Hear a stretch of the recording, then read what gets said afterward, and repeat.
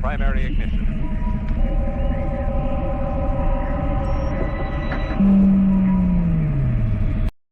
Welcome to Unlimited Power. My name is D-Rod, and here's my guide for upgrading your Shadows of the Galaxy starter decks for Star Wars Unlimited, the trading card game. Now, if this is one of the first times you're watching one of my videos, I want to start off by saying that the goal here is to present you with two options for each of these decks. These options are going to be ones that I find are fun and stay on theme for what the deck is trying to do. There's a lot of different directions you can take these two decks in, but this is the ones I find are going to be the most fun and enjoyable from my perspective. The two options presented to you are going to be a budget option and a master option. The budget option focuses on commons and uncommons that you can find within the current available sets. The master option includes those commons and uncommons and moves on to adding rares and legendaries that also fill in with the theme that we're trying to go with the deck. Let's go ahead and look at one of those decks right now. Let's start by upgrading the Moff Gideon starter deck. Now, as a leader, Moff Gideon has the ability where you can exhaust him and, as an action, and attack with a unit that costs 3 or less. If it's attacking a unit, it gets +1 power and +0 health for this attack. So that's pretty neat that you can use low-cost units to hit a little bit harder. Now, you're only using this to hit other units, so you want to really use it at times that it benefits you more than your opponent. In cases where you can take out a unit and possibly trade with them, it's a good idea if it prevents you from having to attack that same unit twice. Now, as an epic action, if you control 5 or more resources, which could be as early as turn 4, you can deploy Moff Gideon. When he's deployed, he's a 3 power, 6 health unit with the Overwhelm mechanic. Overwhelm states, when attacking an enemy unit, deal excess damage to the opponent's base. Excess damage is always determined by comparing your unit's power to your opponent's unit's current health. Whatever the difference there is going to go essentially roll over to your opponent's base. I really like this type of mechanic because it allows you to keep the tempo up of damaging your opponent's base while removing your opponent's units from the board. Now, each friendly unit that costs 3 or less gets this +1 mechanic and the Overwhelm mechanic when attacking enemy unit, as long as Moff Gideon leader unit is in play. This means you really want to time the deployment of your Moff Gideon to really benefit you and the units you have already on the board ready to attack. So what is the starter deck set up to do? It's set up to increase the power and health of your units, as we can see with Moff Gideon's ability, and we'll see that with some other cards that provide you upgrade tokens that give you +1 to both those stats. It's set up to overwhelm your opponents with low-cost units. It really encourages low-cost units, and it gives you quite a few of them to start off with this deck. And it keeps up the combat tempo by using the Overwhelm mechanic. Now, the Overwhelm mechanic is usually online when Moff Gideon is deployed, but that's a great time to really take a big swing against your opponent. It's all about timing. So what are going to be some of the staples in the deck? Cards that you really want to keep with Moff Gideon that complement this idea of what he's trying to do. The first one's going to be the Phase 3 Dark Trooper, a 3-cost 3/3 unit with Sentinel. Now, they're an Imperial Trooper that also says, when combat damage is dealt to them, give an experience token to this unit. Big fan of this mechanic. This means if you swing into a unit that has maybe 1 power, you're not only going to take 1 point of damage, you're going to become a 4/4. If you can continue to attack low-cost units or get attacked by low-cost units, you may be able to increase the health of this unit and leave them in play for quite a bit, delivering big attacks with their Sentinel ability. Now, the Phase 3 Dark Trooper you shouldn't expect to keep in play too long, but it is a nice one to have. Next is the Incinerator Trooper. A great one because it says while attacking, this unit deals combat damage before the defender. If you can increase their attack using Moff Gideon's ability, then they can attack for 3 and deal 3 damage without taking anything else, hopefully killing one of your opponent's units. At the 2 cost, they're really valuable. And last is an Outland TIE Vanguard, another 2-cost space unit that's a 2/1 that says when played, you may give an experience token to a unit that costs 3 or less.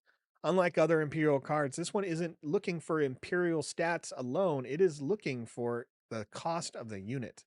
By giving these upgrade tokens to 3-cost units, you can really take advantage of Moff Gideon's ability to make 3-cost units stronger.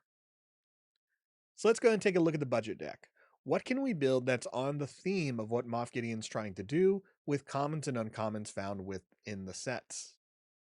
The goal here is going to be to overwhelm our opponents with low cost units using a go wide strategy where we put multiple units in play. And then we want to keep the ground arena clear using different abilities and events found among our units and our events.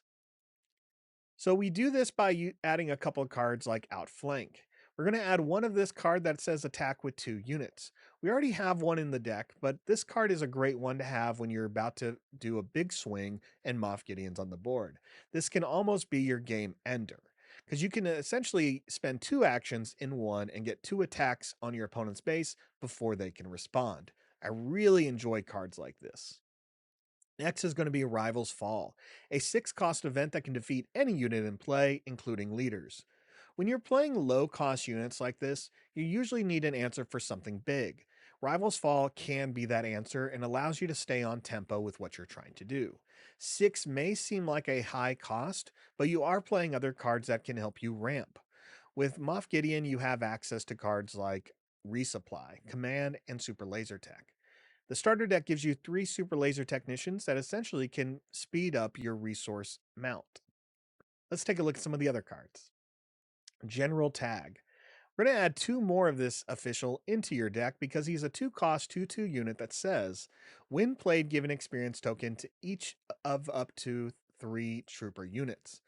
I love this because you're already playing with a trooper theme. Moff Gideon loves low cost units. A lot of Imperial low cost units are troopers, and Tag is going to give them experience counters, allowing them to get stronger while still being eligible for Moff Gideon's abilities. Another strong official that's in the deck is going to be the Client. We're going to add 2 more of this 3 cost unit because he can shield himself, has 5 health, and as an action, they can put a bounty on an opponent's unit. Giving your opponent's bounty is going to be great because you are encouraged to essentially take out those units. If you can defeat a opponent with this bounty, you're going to heal your base for 5, and that again allows you to stay aggressive. You need to defeat those units in order to heal your base. If you can do this twice with the Client, you got so much value out of that. If you can do it once, it did its job. Next is going to be 2 timely interventions, a great 1 cost card to help you advance your resource or to use this again to deal with some other units in play that your opponent isn't expecting you to deal with that turn. For one, you can give any unit from your hand ambush after you when you play it, or you can smuggle this card and pay for 2. If you're going to use this card for 1, that's the best time to use it with Super Laser Tech. It's not really as wise to use it for 2 because the earliest you can do that is turn 5. But this is the card that's going to help you move faster when you have green leaders and you can't play Energy Conversion Lab. Next is going to be Overwhelming Barrage, a 5 cost event that gives a friendly unit +2/+2 for this phase. Then it deals damage equal to its power divided as you choose among any number of other units. So not only can you strengthen one of your own units that probably costs 3 or less, you can deal damage as you see fit. Whether it's damaging another arena where your opponent has more units than you, dealing with a big unit that's in play, or spreading it around so that way you can take more advantage of the overwhelm mechanic. It's a great one to damage a lot of units with low power and bring them to just 1 health. This way, you're taking advantage and dealing more damage to your opponent's bases while removing these other units in play. Last is General Veers, a 3 cost 3/3 official that says other friendly Imperial units get +1/+1. Strengthen your units, give your opponents another target that they want to take care of immediately, but leaves your other units on the board. Now, the strategy here is to use the leader ability to attack units and damage the base. You really want to time your deployment of Moff Gideon well, so be wise when that is. It's usually not going to be as early as turn 4, but can be, turn 5 or turn 6, where you can get some of those big swings. You do want to keep a steady tempo of base damage in playing units, so make sure you're playing a unit every phase. That way you can have a good board presence going forward.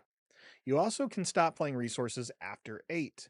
The only thing that cost 8 is going to be Gideon's Light Cruiser, which can bring in a 3 cost unit from your discard pile into play. Here's going to be the full deck list right here, and it's going to be a link down in the description below. You can see we kept a wide variety of troopers still in the deck, and so you're going to have a lot of options to choose from. You do have a couple of events and another Sentinel unit. Again, this is going to be a very budget aggro mid-range deck. The goal here is to put multiple units in play, deploy Moff Gideon when the time is right, and then swing with all of them for hopefully the game-ending hit. If you can finish the game and Moff Gideon gets defeated, you may still have a chance of doing some final points of damage unless you're going up against someone with strong healing. Now, what if you want to upgrade your deck using rares and legendaries? Still staying on the same theme of what this deck is trying to do, the goal now is to overwhelm our opponents with low cost units, keep the ground arena clear using abilities and vents, and then to build up strong threats among low cost units. That's something we can definitely add more to this deck.